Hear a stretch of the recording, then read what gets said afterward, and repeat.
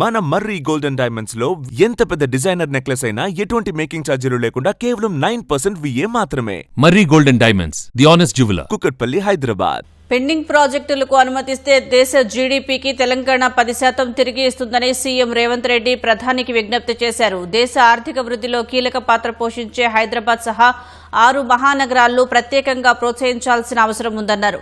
ఇందుకు సంబంధించిన అనుమతుల కోసం పీఎంఓలో ప్రత్యేక సింగిల్ విండో టాస్క్ ఫోర్స్ ఏర్పాటు చేయాలని కోరారు. సీఎం విజ్ఞప్తులపై స్పందించిన ప్రధాని తెలంగాణ అభివృద్ధికి కట్టుబడి ఉన్నామని స్పష్టం చేశారు. రైజింగ్ తెలంగాణ నినాదంతో 2047 అభివృద్ధి ప్రణాళికల్ని ముఖ్యమంత్రి రేవంత్ రెడ్డి ప్రధాని పర్యటనలో ఆవిష్కరించారు. తమకు రాజకీయాలు అవసరం లేదని, ప్రగతి కావాలని సీఎం ప్రధానికి నొక్కి చెప్పారు. వికసిత్ భారత్ లక్ష్య సాధనతో తాము కలిసి నడుస్తామని స్పష్టం చేశారు. నాటి మన్మోహన్ సింగ్ సహకారంతో గుజరాత్ మోడల్ను అభివృద్ధి చేశారని సీఎం గుర్తు చేశారు.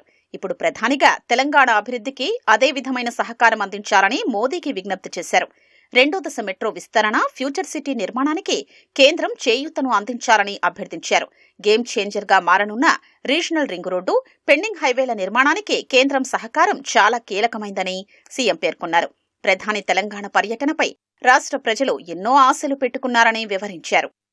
अगर इस देश का इकोनॉमी बढ़ना है, नौजवानों को नौकरी मिलना है, इस देश दुनिया में नंबर 1 बनना है, तो ये 6 शहरों को तरीका से डेवलपमेंट, एम्प्लॉयमेंट, स्किल डेवलपमेंट, ये सब सारे यहाँ जोड़ना है. हमारा regional ring road, metro rail, Musi नदी, future city, radial roads, Hyderabad से मछलीपट्टनम पोर्ट के लिए dedicated 12 lane express highway and railway line, ये सब सारे हमारे लिए बहुत जरूरत है. इसके ऊपर आप एक बार स्पेशल रिव्यू तेलंगाना के लिए 1-2 घंटा वक्त निकालो, तो ये काम तेजी से अगर आगे चला गया तो हम लोग भारत विकास में हम हिस्सेदार बन सकते हैं. Telangana is going to contribute 10% GDP in the country. We need certain permissions, certain clearances, your support.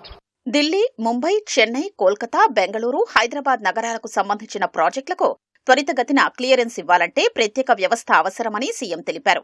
ప్రధాని మోదీ ఆశీర్వాదం ఉంటే తెలంగాణ వేగంగా అభివృద్ధి చెందుతుందని ఆశాభావం వ్యక్తం చేశారు. దేశ జనాభాలో తెలంగాణ 3% వాటా కలిగి ఉందని, దేశ జీడీపీకి తెలంగాణ 5% వాటా ఇస్తోందని సీఎం రేవంత్ రెడ్డి పేర్కొన్నారు. 2047 నాటికి ఇది 10%గా ఉండాలన్న లక్ష్యానికి కేంద్రం సహకరించాలని విజ్ఞప్తి చేశారు. आपको 2034 में $1 trillion economy, by 2047 $3 trillion economy, विकसित भारत में हम जोड़ेंगे. तेलंगाना राइजिंग 2047 घोषणा पत्र कामयाब हो जाएंगे.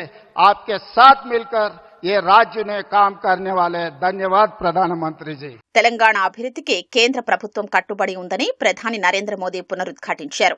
రాష్ట్రాలు అభివృద్ధి చెందితేనే దేశాభివృద్ధి సాధ్యమని స్పష్టం చేశారు.